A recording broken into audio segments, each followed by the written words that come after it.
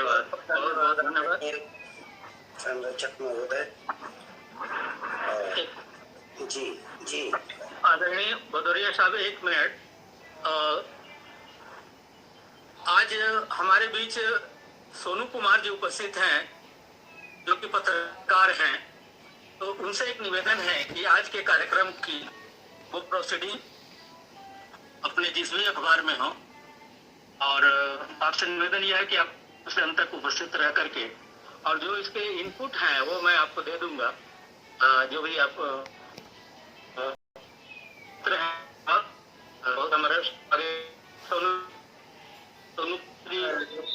जी जी sir, जरूर आपको मैं अपना हमारा जो नंबर है मैं संपर्क सूत्र नंबर दे देता हूँ। और अगर आप विज्ञप्ति बनाए, मेरी तरफ नेटवर्क की समस्याएं भी है, तो अगर आप विज्ञप्ति भेजेंगे तो मैं किसी भी न्यूज पोर्टल या अखबार में जहाँ भी खबरें लगेगी मैं उसे आप तक उपलब्ध करवा दूंगा। जी जी, बहुत बहुत धन्यवाद आपका। मैं पुनः आमंत्रित करता हूँ आदरणीय हरीश कुमार भदौरिया साहब का, जो आज के कार्यक्रम के संचालक हैं और महासचिव हैं इस पटल के। आदरणीय भदौरिया साहब। बहुत बहुत धन्यवाद आदरणीय। अच्छा हुआ आपने बता दिया, सोनू जी पत्रकार भी हैं और हमारा पटल एज इट इज इस समय अंतरराष्ट्रीय है, क्योंकि ऋतु आनंद पांडे जी जुड़ी हुई हैं नीदरलैंड से। तो जैसा कि अभी तक सभी को पता है, हमारे पटल ने शुरुआत से, जब से हिंदी का प्रारंभ हुआ है, जब से पानी या पुरंस से लेकर आते हुए निर्गुण सगुण प्रेम द्वैत अद्वैत विभिन्न भाव, विभिन्न धर्म साधना, इनका पारस्परिक प्रभाव, आर्यों का आगमन, द्रविड़ इस्लाम द्वारा धार्मिक अत्याचार, प्रथाएं, किन चीजों ने इसको खोखला किया, भक्ति का अर्थ, वैदिक संबंध, मोक्ष, कर्म, ज्ञान, भक्ति मार्ग, उद्भव और विकास। और आज हम निर्गुण और सगुण शाखा की प्रवृत्तियों को लेकर आगे बढ़ गए। तो आइए आगे बढ़ते हैं कि वक्ता एक के रूप में पूजा का सिनाथ, ज्ञान मार्ग की शाख का, ज्ञान मार्गी शाख का खोलेंगी इतिहास। मैं स्वागत करता हूँ डॉक्टर भीमराव अम्बेडकर विश्वविद्यालय से हमारे साथ जुड़े हुए आदरणीय पूजा का सिनाथ। सादर नमस्कार। प्रथम पूज्य वानिकी देवी माँ सरस्वती को वंदन करते हुए मैं मंचासीन और सभी विद्वानों, श्रोताओं, आयोजन मंडल का हृदय से अभिनंदन व्यक्त करती हूँ। विशेष रूप से इस संगोष्ठी के संस्थापक एवं समीक्षा हेतु उपस्थित आदरणीय डॉक्टर अंजुन गुप्ता जी को सादर नमन करती हूँ, जिनकी दृष्टि एवं विमर्श को मंथन के साथ तक पहुँचाएगी। साथ ही में मंच के कुशल संचालक आदरणीय इंजीनियर हरीश कुमार सिंह भदौरिया जी को सादर प्रणाम करती हूँ, जिनकी सरल शैली एवं संपूर्ण आयोजन को सहज गति दे रही है। मैं पूजा काशीनाथ मुखी, पीएचडी की शोध छात्रा डॉक्टर बाबा साहेब अम्बेडकर मराठवाड़ा विश्वविद्यालय से बागेश्वरी काव्य निर्झरी प्रयागराज द्वारा आयोजित इस राष्ट्रीय संगोष्ठी के रूप में मुझे आमंत्रित करना मेरे लिए एक गौरवपूर्ण अवसर है। इसके लिए मैं आयोजक समिति का कोटि कोटि आभार प्रकट करती हूँ। अब यदि अनुमति हो तो मैं अपने विषय से जुड़ती हूँ। निर्गुण भक्ति धारा की ज्ञान मार्गीय शाखा की। तो आइए इस विमर्श की शुरुआत एक सीधा और सरल प्रश्न पूछकर करें। भक्ति क्या है? क्या भक्ति केवल भजन पूजन है, या फिर भक्ति किसी मूर्ति के सामने दीप जलाकर हाथ जोड़ना मात्र है? नहीं, भक्ति वास्तव में आत्मा की पुकार है। यह मनुष्य और परमात्मा के बीच एक आत्मिक सेतु है। यह वह संबंध है जिसमें श्रद्धा है, समर्पण है और साथ ही ज्ञान भी। इसी ओर से जुड़ी निर्गुण भक्ति धारा की ज्ञान मार्गी शाखा एक ऐसी भक्ति परंपरा है जो ईश्वर को निर्गुण निराकार मानती है और कहती है कि ईश्वर कहीं बाहर नहीं, वह तो अपने ही भीतर बसा है। भक्ति काल भारतीय साहित्य का वह युग है जिसमें जाति, धर्म, भाषा, वर्ग के समीप दायरों को तोड़कर सबको एकजुट किया।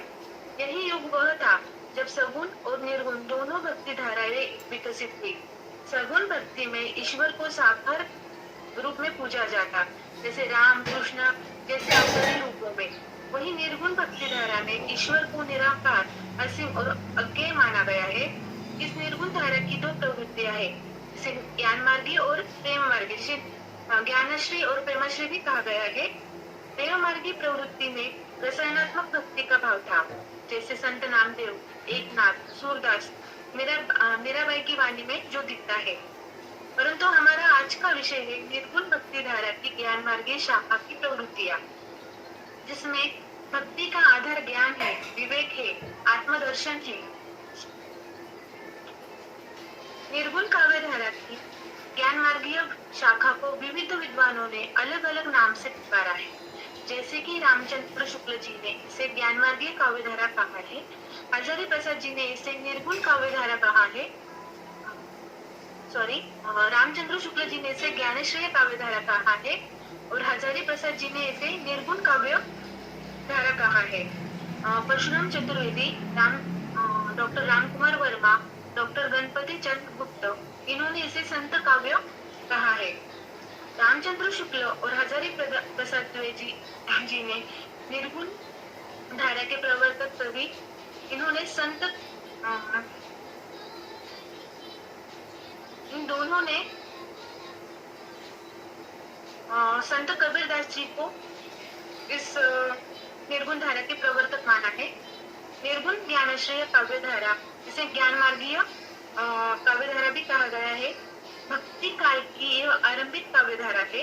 इस धारा में प्रमुख कवि संत कबीरदास, वेदास, दत्तूदास, मलुकदास, सुंदरदास तथा गुरु नानक देव जी आदि है। यह काव्य धारा साहित्य के एक क्रांतिकारी विचारधारा के रूप में विख्यात है, जिसने बाह्य आडंबरों तथा सामाजिक विषमताओं के प्रति जोरदार विद्रोह किया है। यह सभी कवि किसी निश्चित दार्शनिक मत से समर्थक नहीं है, इनका कोई एक निश्चित दार्शनिक आधार भी नहीं है।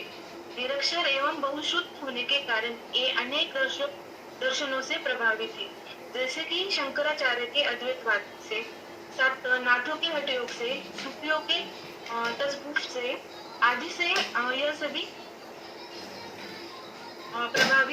इन सभी का इन पे प्रभाव पड़ा है। आइए हम इनकी प्रवृत्तियों के बारे में जानते हैं। इनकी प्रथम प्रवृत्ति है निर्गुण निराकार ईश्वर की उपासना। इस प्रवृत्ति का मूल यह है कि ईश्वर किसी विशेष आकार या प्रतीक में नहीं, बल्कि चेतना के रूप में हर जगह विद्यमान है।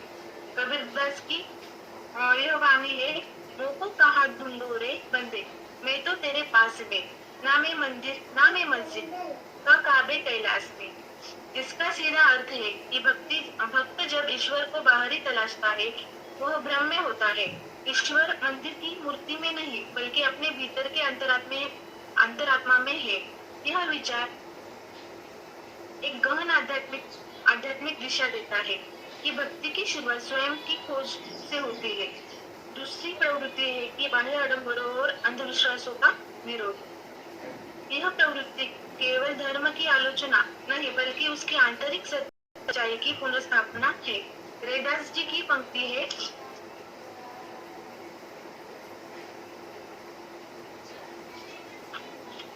जात पात पूछे नहीं कोई, हरि को भजे सो हरि का होई।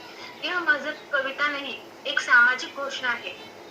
यह संत यह बताना चाहता है कि जब ईश्वर को जाति, कुल, लिंग या संप्रदाय की परवाह नहीं, तो हम क्यों करते हैं। यह प्रवृत्ति हमें धर्म के नाम पर हो रहे भेदभाव के विरुद्ध जागरूक करती है और समभाव की ओर प्रेरित करती है।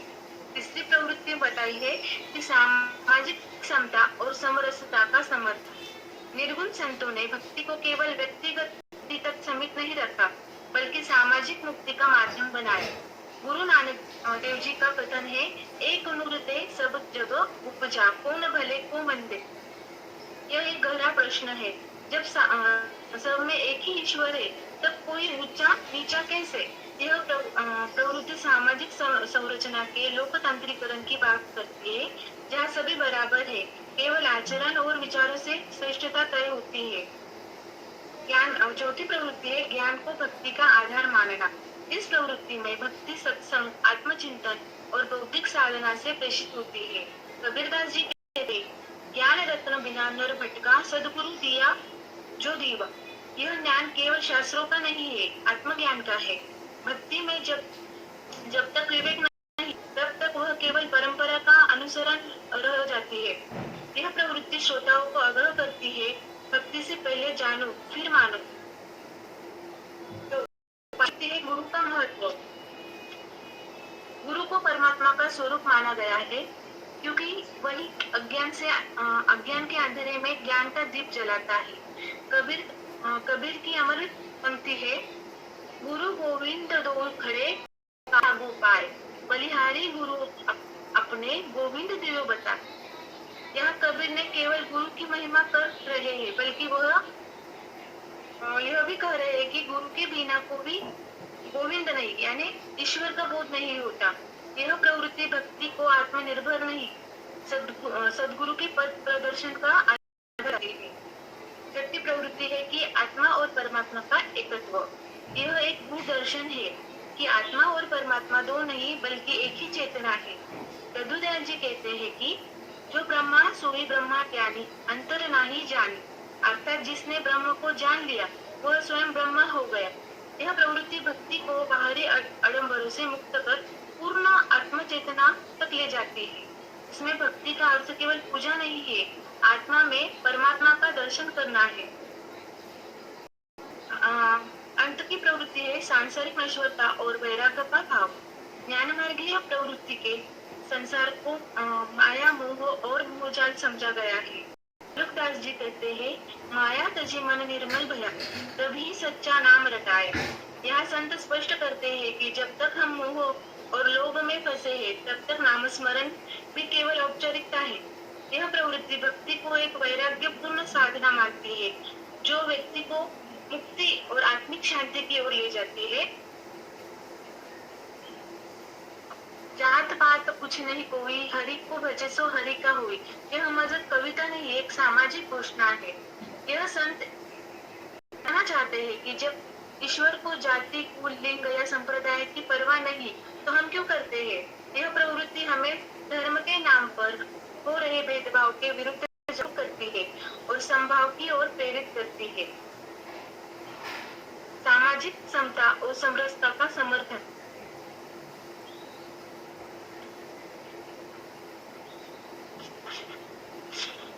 साथियों,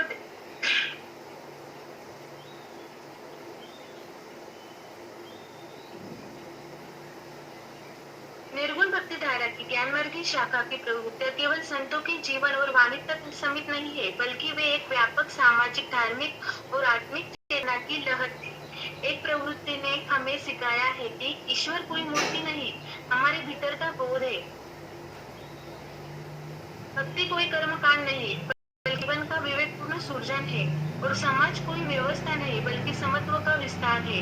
इन संतों की वाणी आज भी हमें जगाती है, भेदभाव, अंधविश्वास और बाह्य आडंबरों से विरुद्ध और प्रेरित करती है, सत्य, करुणा, समता और आत्मज्ञान के मार्ग पर चलने के लिए। कबीरदास, रैदास, नानक, दादू जैसे संतों ने न केवल भक्ति का अर्थ बदला बल्कि मनुष्य को स्वयं की खोज की ओर उन्मुख किया। इनकी ज्ञानमार्गी भक्ति हमें आज भी यह सिखाती है कि ईश्वर तक पहुंचने का मार्ग हृदय से, विवेक से और सच्चे अनुभव से होकर जाता है। अंत में मैं कहना चाहूंगी, भक्ति यदि आत्मा से जुड़ी है तो इसका मार्ग ज्ञान से होकर ही जाता है और यदि भक्ति में विवेक है तो वही जीवन को सार्थक बनाती है। इन्हीं विचारों के साथ मैं अपनी वाणी को विराम देते हुए इस मंच के प्रति हृदय से आभार प्रकट करती हूँ। धन्यवाद। बहुत सुंदर पूजा जी, आपने बहुत सुंदर। थोड़े से समय में कागज में सागर भर दिया। धन्यवाद। बहुत ही सुंदर आपने आलेख लिखा है। आपको हृदय से बधाई। आपने चंद मिनटों में भक्ति क्या है, निर्गुण भक्ति ज्ञान मार्गी शाखा के विभिन्न नाम क्या है, प्रवर्तक कौन है, ईश्वर की उपासना ही मुख्य उद्देश्य है। अंधविश्वास विरोध है, ईश्वर एक है, संसार माया है। सारी चीजों को आपने अब चंद मिनटों में और पूरा खोल कर रख दिया। बहुत बहुत बधाई। और अब हम आगे बढ़ते हैं। रांची विश्वविद्यालय से हमारे साथ डॉक्टर मीरा सोनी जुड़ी हुई है। मैं उनको आवाज दे रहा हूँ कि दूजे वक्ता रूप में मीरा सोनी आज, दूजे वक्ता रूप में मीरा सोनी आज हिंदी के इतिहास के खोलेंगी वे राज। हिंदी के इतिहास खोलेंगी। स्वागत है आपका मीरा जी। बहुत बहुत धन्यवाद सर आपका। आपने स्वागत बहुत बढ़िया किया। बागेश्वरी काव्य निर्झरिणी त्यागराज यूपी भारत के संयोजक डॉक्टर अर्जुन गुप्ता गुंजन जी, संचालक महोदय आदरणीय हरीश कुमार सिंह भदौरिया जी, इस मंच को आदरणीय विनीता निर्झर जी, डॉक्टर खुशी मल्होत्रा जी, वक्ता के रूप में हमारे साथ उपस्थित पूजा काशी नाथ जी, डॉक्टर रितु शर्मा, नंदन पांडे जी, आदरणीय क्षमा पांडे जी, सुधा जी और सभी साहित्य प्रेमी साथियों को मेरा झारखंडी जोहार, नमस्कार। यह जो विषय बहुत ही सुंदर रखा गया है, निर्गुण भक्ति धारा की ज्ञान मार्गी शाखा की प्रवृत्तियां। तो मैं सहायक प्राध्यापक केसरी कॉलेज बेलूर रांची विश्वविद्यालय रांची के अंतर्गत हूँ और मैं अपनी व्याख्यान शुरू करती हूँ। हिंदी साहित्य के इतिहास के निर्गुण भक्ति धारा की ज्ञान मार्गी शाखा की प्रवृत्तियां। देखिए, निर्गुण भक्ति धारा की दो शाखाएं मानी जाती हैं। पहला ज्ञान मार्गी शाखा और दूसरा रामानंदी शाखा यानी प्रेम मार्गी शाखा। यह हम लोगों की जो प्रस्तुति है वह ज्ञान मार्गी शाखा की प्रवृत्तियों पर केंद्रित है। तो हम सबसे पहले इसका परिचय जान लेते हैं। हिंदी साहित्य के मध्यकाल को भक्ति काल कहा जाता है, जिसकी शुरुआत 14वीं शताब्दी के आसपास मानी जाती है। हिंदी साहित्य का मध्यकाल भक्ति आंदोलन का युग कहलाता है, जिसमें संतों, कवियों और भक्तों ने धार्मिक, सामाजिक और दार्शनिक चेतना को जन जन तक पहुंचाने का काम किया था। भक्ति आंदोलन के दो प्रमुख धाराएं थी, सगुण भक्ति धारा और निर्गुण भक्ति धारा। सगुण भक्ति धारा ईश्वर को साकार रूप में पूजती है, जबकि निर्गुण धारा ईश्वर को निराकार, निर्गुण, अद्वैत ब्रह्म मानती है। इस काल में भारतीय समाज में व्याप्त धार्मिक कट्टरता, सामाजिक क्षमता और जातिवादी सोच के विरुद्ध एक सांस्कृतिक आंदोलन आरंभ हुआ, जिसे हम भक्ति आंदोलन के नाम से जानते हैं, सर्वविदित है। इस आंदोलन ने एक और धार्मिक आधार पर जन चेतना को जागृत किया, वहीं दूसरी ओर लोक भाषाओं के माध्यम से साहित्य को जन जन तक पहुंचाया। भक्ति आंदोलन में दो प्रमुख धाराएं थी, सगुण भक्ति धारा और निर्गुण भक्ति धारा। जहाँ सगुण भक्ति धारा राम, कृष्ण जैसे साकार रूपों की आराधना में विश्वास रखती थी, वहीं निर्गुण भक्ति धारा ईश्वर को निराकार, निर्व्यक्तिगत, अव्यक्त और गुणातीत मानती थी। निर्गुण भक्ति में दो प्रमुख शाखाएं हैं, एक ज्ञान मार्गी शाखा, दूसरी प्रेम मार्गी शाखा। मुझे जैसा कि कहा गया है कि ज्ञान मार्गी शाखा पर ही विस्तृत चर्चा हो, तो जिसकी प्रवृत्तियों में पहली जो प्रवृत्ति है वह है निर्गुण निराकार ब्रह्म की उपासना। इस शाखा में संतों ने मूर्ति पूजा, तीर्थ, व्रत, कर्मकांड और सगुण देवताओं को निरर्थक बताया। उनके अनुसार परम तत्व न तो रूपवान है, न वर्णन करने योग्य है, न ही इंद्रिय गम्य। यहाँ आत्मा के रूप, यह जो शाखा है वह आत्मा के रूप के अंतर्गत है। इसमें कबीर की एक वाणी है कि निर्गुण नाम हमारा ले, सगुण भय सुमारन दे। ज्ञान मार्गी शाखा की भक्ति का केंद्र वह परम तत्व था जो निराकार, निर्व्यक्तिगत और अव्यक्त है। उनके अनुसार ईश्वर को किसी रूप, मूर्ति, मंदिर अथवा प्रतीक के माध्यम से जाना या पाया नहीं जा सकता। वह आत्मा के रूप में प्रत्येक जीव के भीतर विद्यमान है। उन्होंने वेदों, पुराणों, मूर्ति पूजा, कर्मकांड, यज्ञ आदि का विरोध करते हुए सहज, सरल और आत्मसिद्ध अनुभूति सूत्र को प्रमुख माना, जिसमें कबीर कहते हैं कि मूरत पूजे हरि मिले मैं तो पूजू पहाड़, मूरत पूजे हरि मिले मैं तो पूजू पहाड़, घर की है चाकी भली जिनकी सा संसार। इस प्रवृत्ति ने जनता को आत्मबोध की दिशा में प्रेरित किया और धार्मिक ठेकेदारी और पाखंड का खंडन किया। अगला जो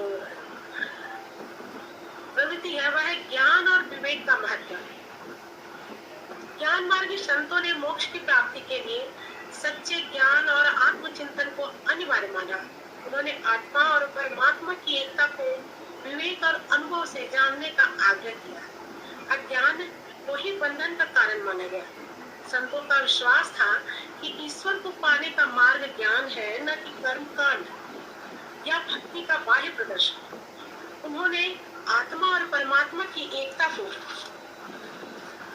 आत्मज्ञान द्वारा जानने पर बल दिया। न उनका मानना था कि अज्ञान ही बंधन का मूल कारण है और जैसे ही मनुष्य ज्ञान प्राप्त करता है वह मुक्त हो जाता है। यह ज्ञान कोई बौद्धिक जानकारी नहीं, बल्कि अनुभव और साधना से प्राप्त होने वाला वही ब्रह्म ज्ञान है। इसमें कबीर कहते हैं, मैंने कबीर के वाणी को इसलिए कोट किया है कि अधिकतर उनकी ही वाणी मुझे ज्यादा ही समझ में दिखाई पड़ता है, वो व्यवहार में है, जिसमें है पोथी पढ़ी पढ़ी जग मुआ पंडित भया न कोई, ढाई आखर प्रेम पढ़े से पंडित। अगला जो प्रवृत्ति है वह है गुरु का महत्व। गुरु का ब्रह्म ज्ञान, गुरु को ब्रह्म ज्ञान का दाता माना गया है। निर्गुण संतों के अनुसार सच्चे गुरु के बिना सत्य की प्राप्ति असंभव है। निर्गुण संतों की दृष्टि में गुरु परमात्मा से भी श्रेष्ठ, क्योंकि वही साधक को आत्मज्ञान की राह दिखाता है। गुरु को ही ब्रह्म विष्णु महेश से उच्चतर स्थान दिया गया।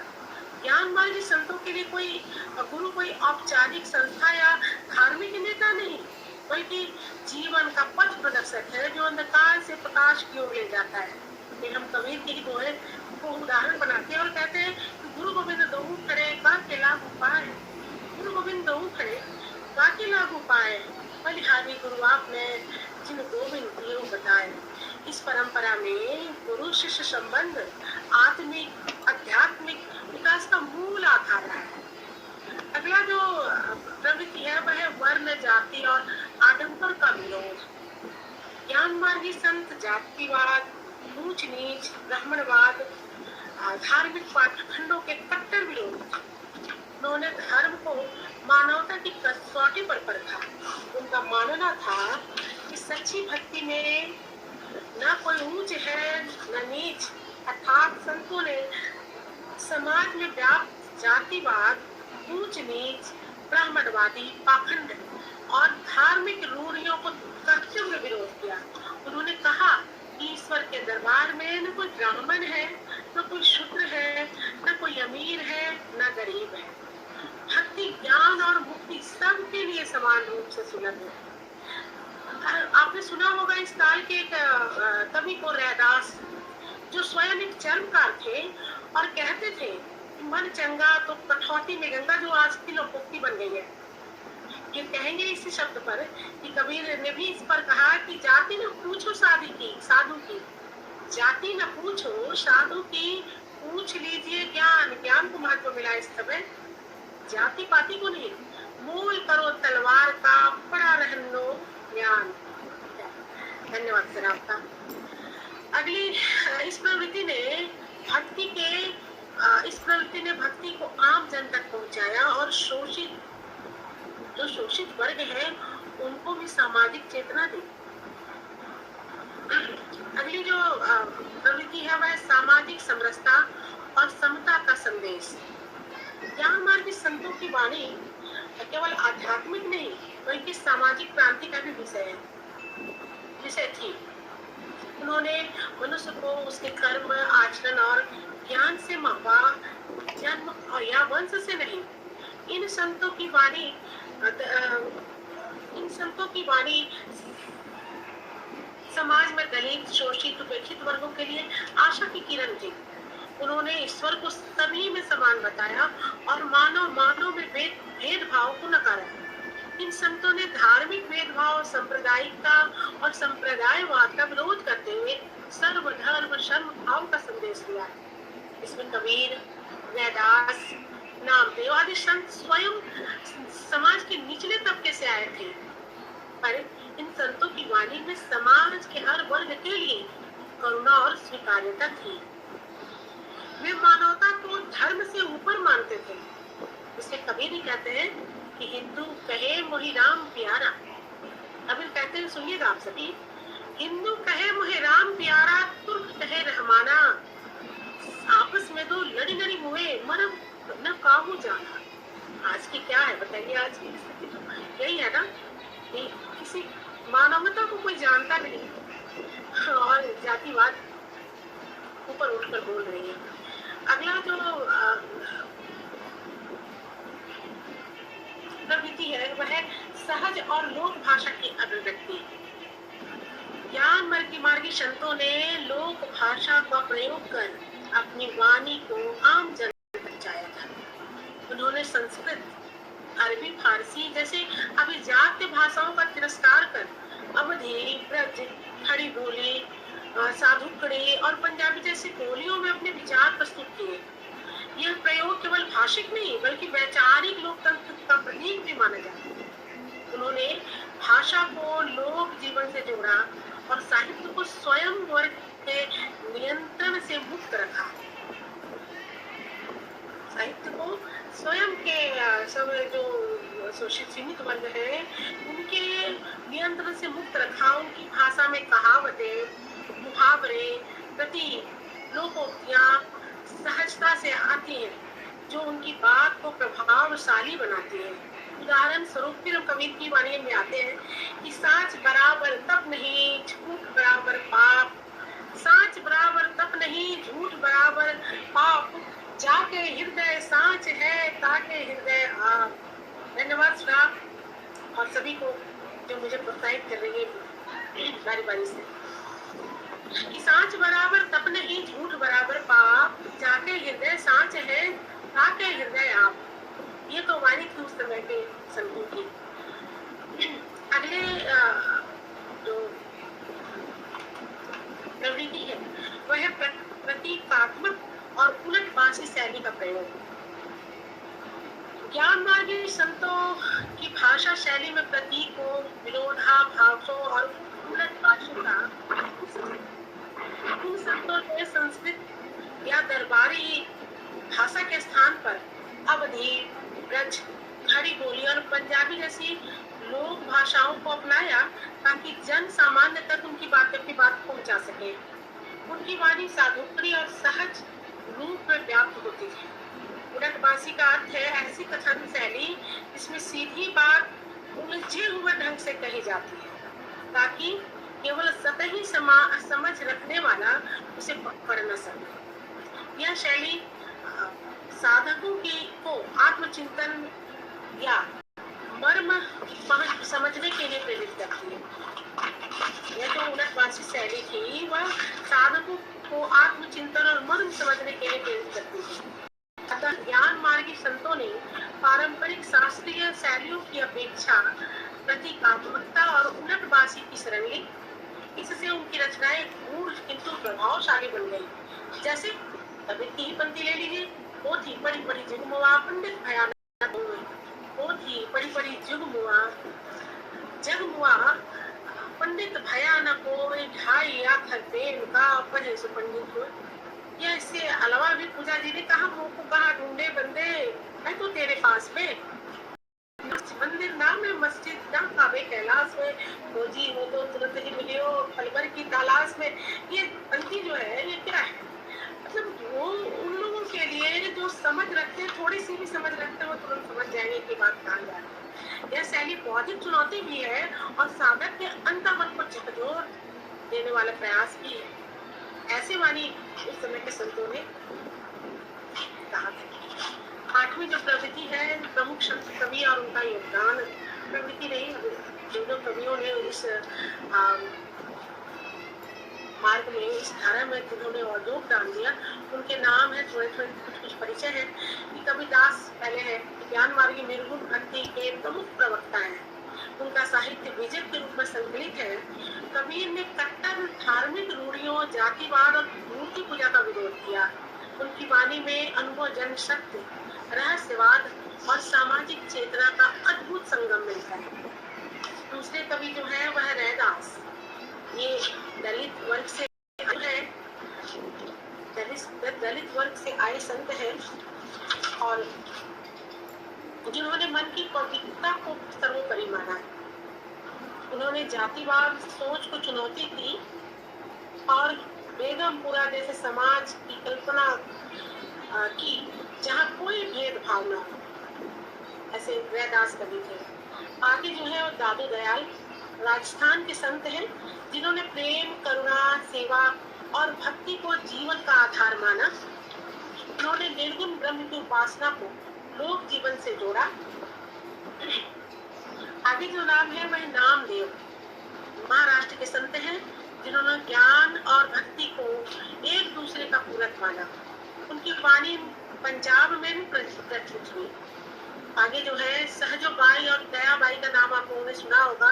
ये महिला संत हैं जिन्होंने भक्ति को स्त्री दृष्टिकोण से स्वर दिया और समाज में स्त्रियों की आत्मिक चेतना को उजागर किया।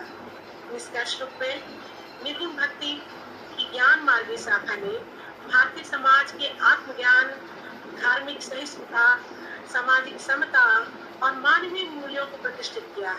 इस धारा ने मध्यकालीन समाज में व्याप्त रूढ़ियों और पाखंडों को चुनौती दी तथा एक ऐसे भक्ति आंदोलन की नींव रखी जो ज्ञान और मानवता पर आधारित था। आज भी कबीर और रैदास की वाणी समाज को दिशा देती है। इस शाखा ने न केवल आध्यात्मिक चिंतन को नई दिशा दी बल्कि सामाजिक क्रांति का मार्ग भी प्रशस्त किया।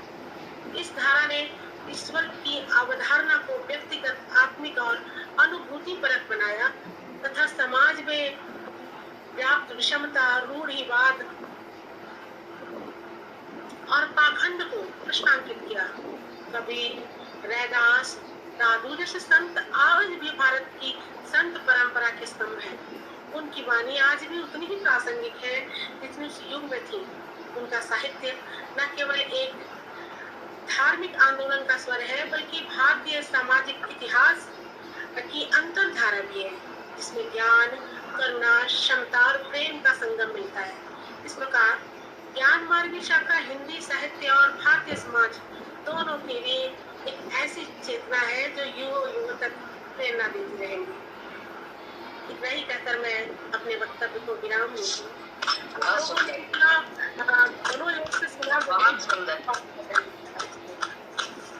बहुत ही सुंदर वक्तव्य आपका। जी धन्यवाद, बहुत बहुत सर आपका।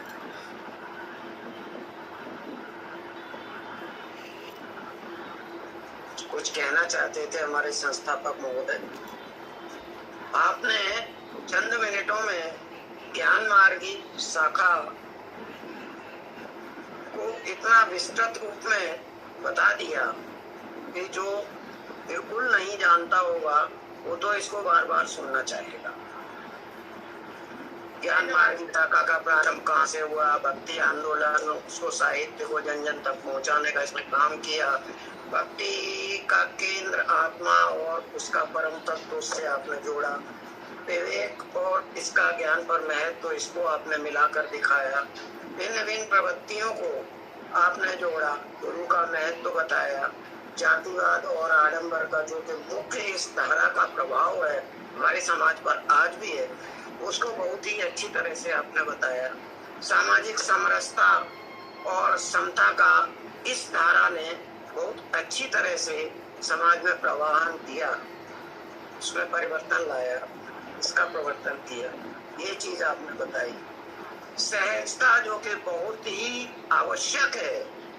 हम सभी विद्वान हैं, ये बहुत ही क्लिष्ट शब्दों को आपस में जोड़ जोड़ कर और एक कविता बनाते हैं तो वो दूसरों के ऊपर से निकल जाएगी और उसकी प्रभाविकता समाप्त हो जाएगी। इस चीज को आपने बताया कि सहजता और सहज भाषा का प्रयोग बहुत आवश्यक है।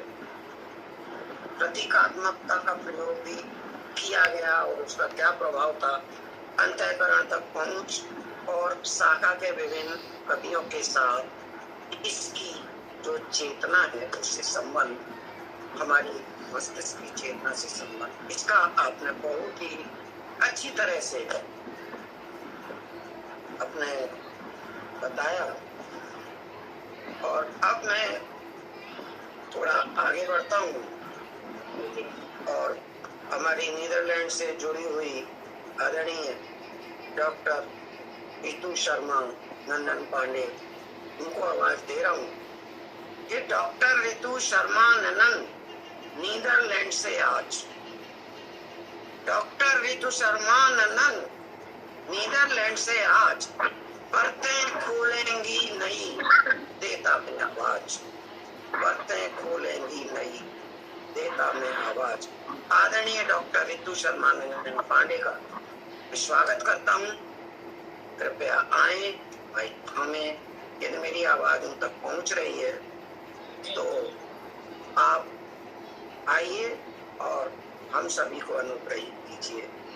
आपसे प्रार्थना है। आदरणीय भदौरिया जी, इतना सुंदर परिचय देने के लिए आपका बहुत बहुत आभार।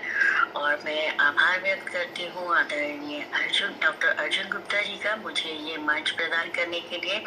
आज मेरे साथ मेरे अनुज सोनू कुमार जुड़े हैं और मेरी विद्यार्थी सूरीनाम से सांद्रा लुटावन जी भी इस मंच पर जुड़ी है।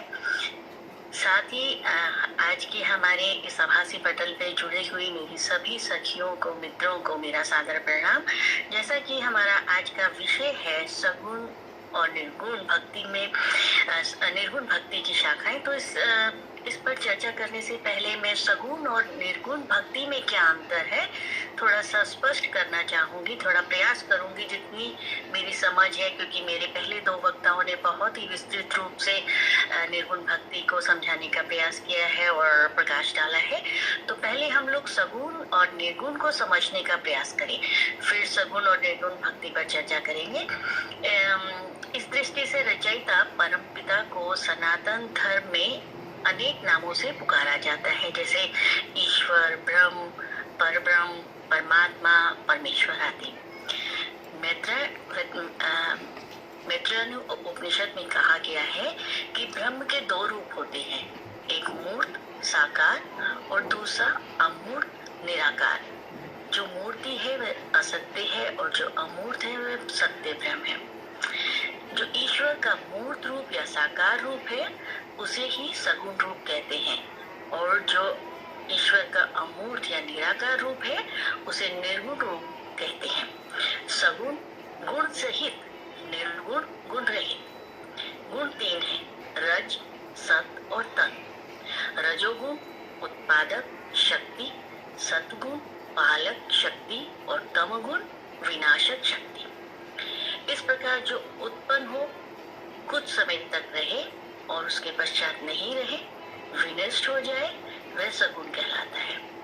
जो कभी ना उत्पन्न हो ना विनष्ट हो, वह निर्गुण कहलाता है। सगुण जन अपरा प्रकृति है और निर्गुण चेतन परा प्रकृति है।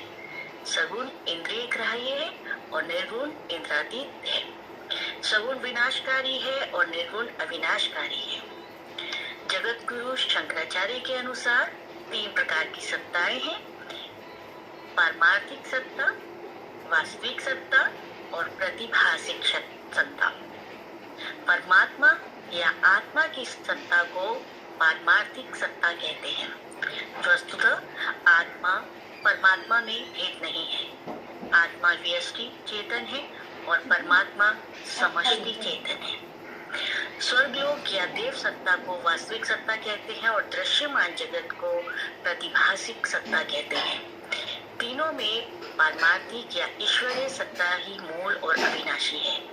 इसी से दो अन्य सत्ताएं प्रकट होती हैं, यानी निर्गुण निराकार और सगुण साकार प्रकट होता है। जैसा कि रामचरितमानस में भी आया है, शंभु विरंची विष्णु भगवाना उपजे ही अंश जादू दे नाना। अर्थात परमात्मा के अंश मात्र से अनेक ब्रह्मा विष्णु और महेश उत्पन्न होते हैं। जब निराकार परमात्मा अपने अंश से राम कृष्ण वामन आदि रूप धारण करके प्रकट होते हैं तब वही साकार होते हैं। विराट रूप, दिव्य रूप, नर रूप सभी साकार हैं। ये वैसा ही है जैसे द्रवीभूत जल घनीभूत अवस्था में बर्फ बनकर ठोस आकार ग्रहण कर लेता है। रामचरितमानस में भी इसका सुंदर चित्रण किया गया है। सगुने ही अगुने ही नहीं कछु भेदा, गावही मुनि पुराण बुद्धि बेधा। अगुर अरूप अलग अजि सोई, भगत प्रेम बस सगुन सो होई। जो गुण रहित सगुन सोई कैसे, जलू हिम उपल बिलग नहीं जैसे। अर्थात जैसे जल से ही ओला और पाला प्रकट होता है उसी प्रकार निर्गुण से सगुण प्रकट होता है। सगुण निर्गुण दोनों रूप परमात्मा के हैं और दोनों की भक्ति समाज में प्रचलित है। तो इस तरह से हम थोड़ा सा जो भेद है सगुण और निर्गुण का उसको जान पाए हैं। और इसके बारे में जैसा कि मेरे पिछले वक्ताओं ने भी बताया है कि निर्गुण भक्ति की क्यों शुरू हुई, किस लिए हुई और उसकी विशेषताएं क्या थी। तो निर्गुण भक्ति का आंदोलन जो था आदरणीय डॉक्टर अर्जुन गुप्ता जी ने भी बताया था कि 14वीं शताब्दी से 17वीं शताब्दी के मध्य हुआ। इसका मुख्य प्रभाव जो है उत्तर भारत में देखा गया, जहाँ संत कबीर, रैदास, दादू दयाल और गुरु नानक ने इनके विचारों को जन जन पहुंचाया। इस आंदोलन ने ब्राह्मणवाद, जातिवाद, आडंबर और धार्मिक परंपराओं का जो पाखंड रूप में अपनाई जा रही थी या जिनको गरीब जनता पर थोपा जा रहा था उसका कड़ा विरोध किया। क्योंकि जैसे कि हमारे यहाँ होता था कि अगर किसी की मृत्यु हुई है तो मृत्यु भोज के बाद उसको गौ दान करना चाहिए। अब बताइए गरीब किसान जो है वो जब मृत्यु भोज कराने के लिए अगर उनके पास पैसा नहीं है, धन नहीं है, तो वो गाय का दान कैसे कर सकता है। तो एक तरीके का ये धार्मिक आडंबर था जिसमें अगर एक बार विवाह हो गया तो दोबारा विवाह नहीं हो सकता। इस तरह की कुछ रीतियां थी। तो जो निर्गुण शाखा थी उन्होंने इन रीतियों को वैज्ञानिक तौर से स्पष्ट कर इससे मोह भंग कराया समाज का कि ये इसको जो हमारी प्रथाएं हैं, जाति प्रथा या धार्मिक प्रथा या छुआछूत, इनके पीछे के जो कारण है वो सामने लेकर है कि समाज में जातिगत भेदभाव नहीं होना चाहिए। अरे हमारे वेद पुराण में जातिगत भेदभाव नहीं है। तो एक श्री कृष्ण का उदाहरण हम लेते हैं। अगर जाति भेदभाव होता तो श्री कृष्ण एक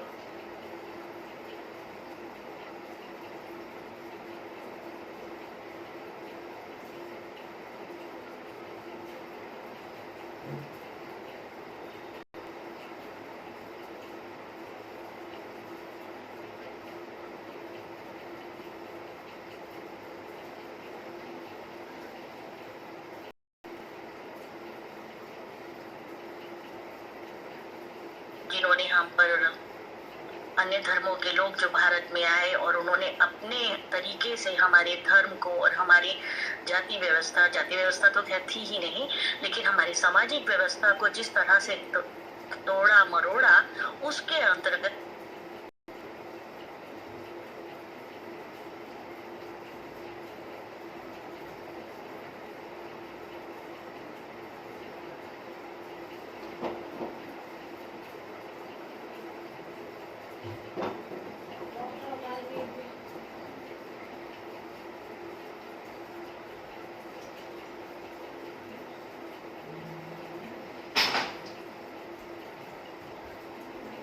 कपड़ों के साथ हमारी रसोई में भी जाती हैं।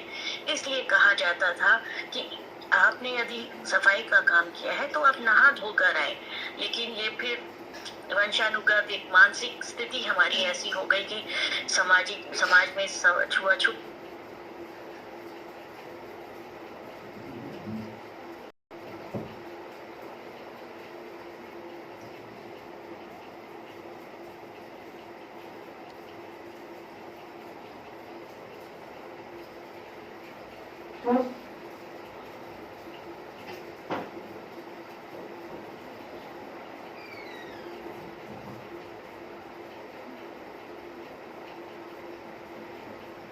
भगवान आपने जो भाव ग्रहण करके अपने मन में जिनको ग्रहण किया है, बसाया है, उनको कोई आपसे नहीं छीन सकता।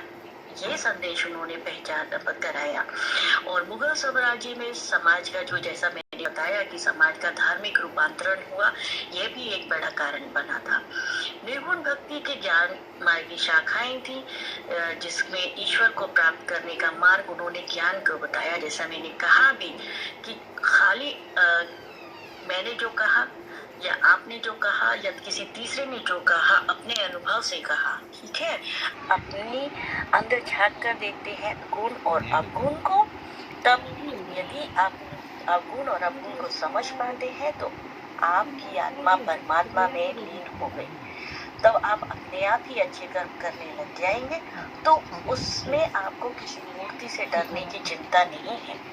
इसलिए लोगों ने कहा आत्म साक्षात्कार करें। भाई अपना मन साफ होगा तभी तो आप मूर्ति या बिना मूर्ति की पूजा कर पाएंगे, भगवान को अपना पाएंगे, उनके रूप को अपना पाएंगे। पहले खुद से तो साक्षात्कार कीजिए। इसी तरह इनका तीसरा था मानवता और समानता।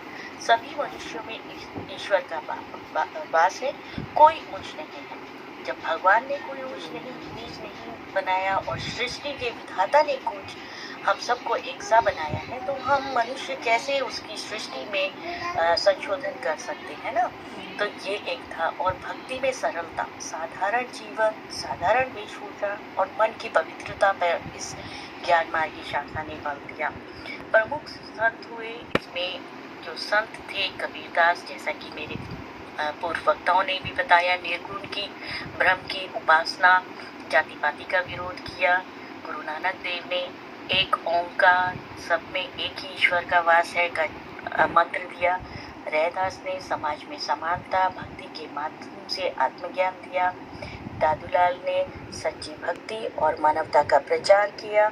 संत मलूकदास ने मन की शुद्धता और आत्म साक्षात्कार पर ध्यान दिया। और बहुत से साहित्यिक योगदान भी इसमें प्राप्त हुए। ज्ञान मार्गी संतों ने अपने विचारों को सरल, सटीक और प्रभावी भाषा में प्रस्तुत किया, जैसे कि मेरी पूर्व वक्ता ने भी बताया।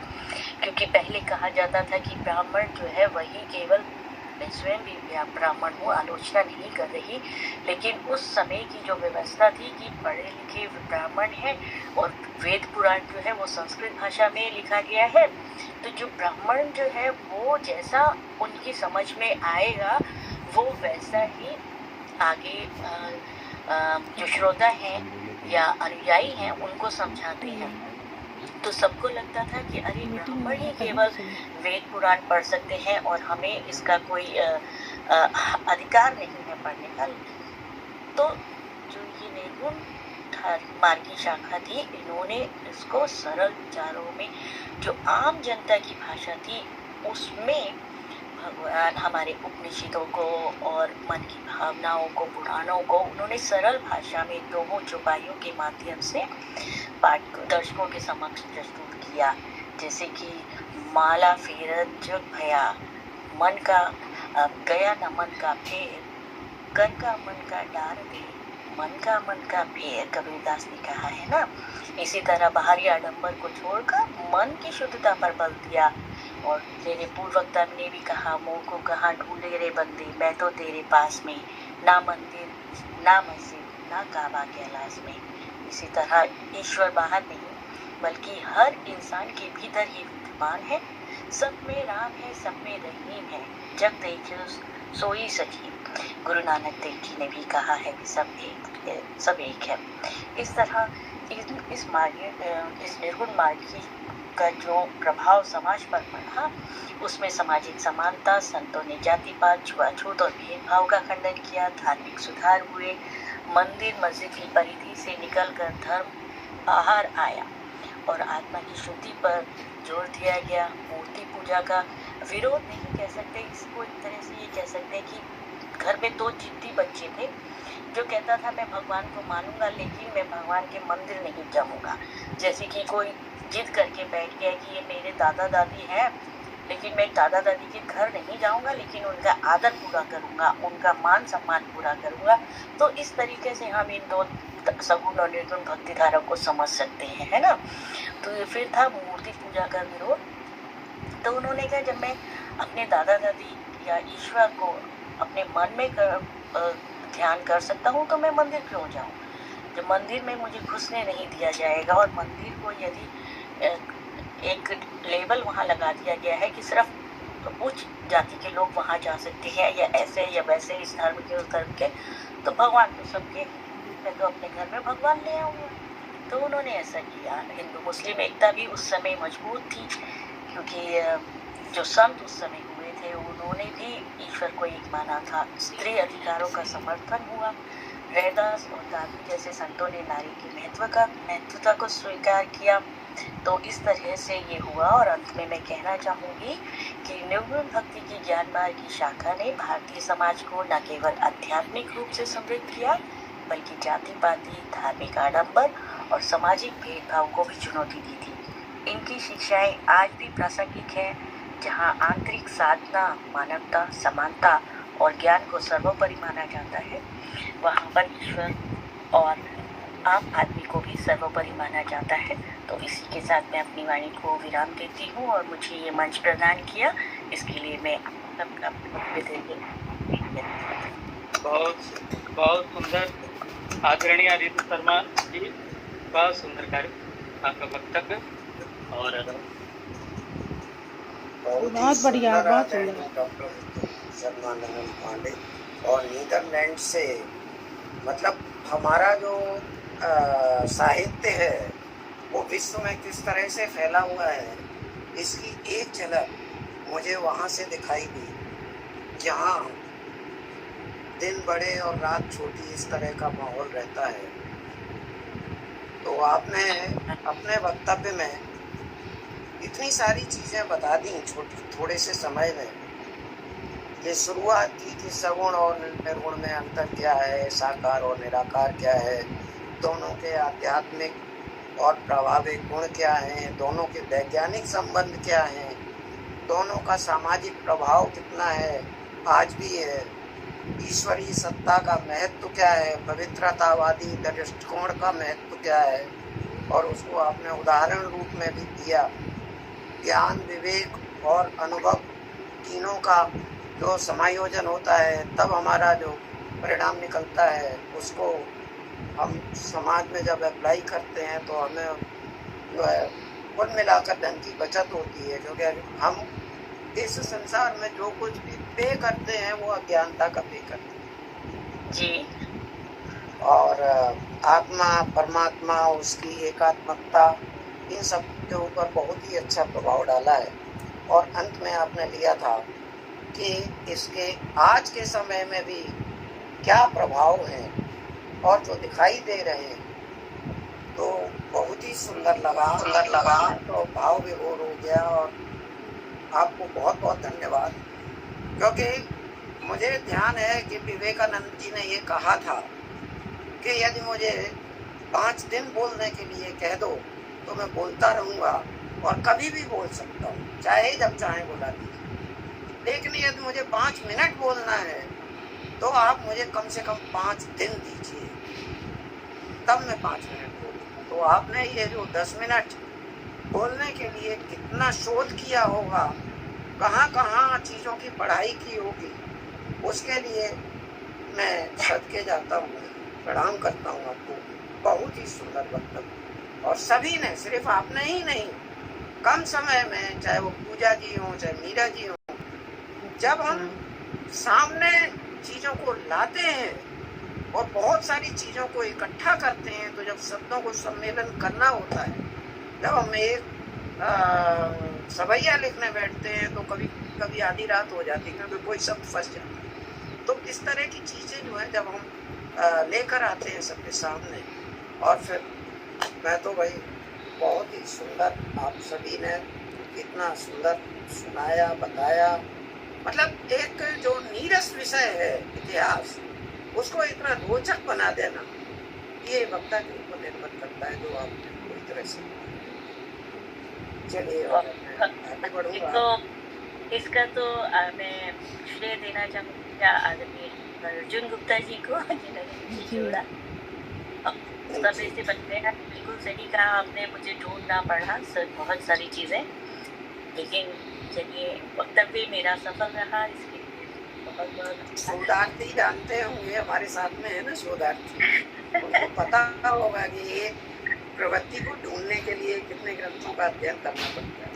सही बात। मैंने जो अपनी किताब लिखी थी चंद्रदीप की, मुझे पता है मैं 150 साल से पहले की किताबों से लेकर और अब तक की चीज़ों को और इंटरनेट को अध्ययन किया। खैर, तो अब हम आगे बढ़ते हैं और संस्थापक इस मंच के ऊर्जा से भरपूर,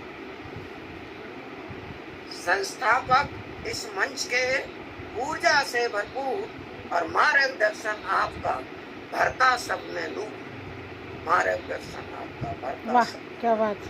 आदरणीय डॉक्टर अर्जुन गुंजन जी का स्वागत है।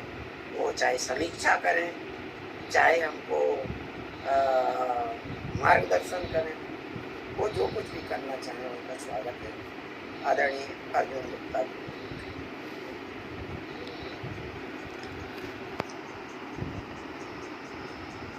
मुझे लगता है चले ही गए। चलिए, तब तक मैं सोनू कुमार जी से पूछ लेता हूँ कि सोनू जी, आपको काफी देर तक आप जुड़े रहे, थोड़ी देर के लिए गए थे, इस नीरस विषय को इतना रोचक बना के हमारे वक्ताओं ने कहा, आपको कैसा लगा? कृपया अपना माइक अनम्यूट कर। जी जी जी बिल्कुल। जो विषय रखा गया सर, वो अपने आप में ही महत्वपूर्ण था और विषय के सब वक्ता थे मुख्य रूप से मीरा दीदी का और रितु दीदी का और पूजा दीदी का। मैंने कुछ पूजा दीदी का सुन पाया था और कुछ ज़्यादा अच्छा तरीके से मीरा दीदी का सुन पाया। और साहित्य को मैं हमेशा एक बात कहता हूँ कि साहित्य होता है। बहुत सारे लोग साहित्य को दलित साहित्य के रूप में देखते हैं, कई सारे लोग बहुत इसके अनेकों नाम देते हैं, मगर साहित्य अपने आप में एक साहित्य है। और इन तमाम बातों को समझने के लिए किसी चीज़ को जानने की ज़रूरत नहीं है, उनके इतिहास को पढ़ने की ज़रूरत है, जानने की। वाकई आपने जो अंतिम में जो बात अपने कहा कि जो साथी होंगे वही इन तमाम चीज़ों को समझें, क्योंकि उन्हें पता होगा कि ये यहाँ पर जो मीरा दीदी, पूजा दीदी और रितु वक्तव्य रखी है, वे कितनी चीज़ों को पढ़ करके आए होंगे तब जाकर के यहाँ वक्तव्य रखे। तो ये समझने, ये अगर आज की युवा पीढ़ी अगर इस बात को भली भांति तभी समझ पाए, खासकर रिसर्च स्कॉलर जो हमारे शोधार्थी जिनको मैं कहता हूँ, अगर शोधार्थी अगर इन तमाम चीज़ों को समझते हैं तो मुझे लगता है वो वाकई सत्य को पहचान जाएंगे, तो तथ्य उनके पास ऑटोमेटिक। अगर सत्य को नहीं पहचान पाए तो तथ्य नहीं हो सकता, जब तथ्य होगा तभी सत्य होगा। तो ये तथ्य आएगा कहाँ से? तो ये तमाम चीज़ें आप मीरा दीदी, पूजा दीदी और रितु दीदी तो हैं ही, जिनके माध्यम से इस मंच पर मैं जुड़ा हूँ। मुझे उनका सौभाग्य से इस मंच पर जुड़ने का मुझे अवसर मिल पाया, क्योंकि मैं रितु दीदी के साथ मेरा जुड़ाव एक मेरा कोरोना काल से लगातार रहा है और तब से मार्गदर्शन मिलता रहा है। और मैं खुशनसीब हूँ कि मैं बिहार से हूँ और बिहार में बैठकर कोरोना काल में जब मैं घर में बंद था, उस दौर से लगातार कोरोना काल के बाद से लगातार आभासी माध्यम ने हमें वासुदेव कुटुंबकम का एहसास करवाया। वासुदेव कुटुंबकम होता क्या है?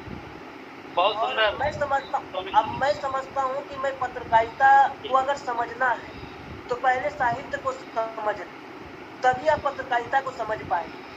मैं एक उदाहरण देता हूँ सर, अभी वर्तमान में हम का विवाह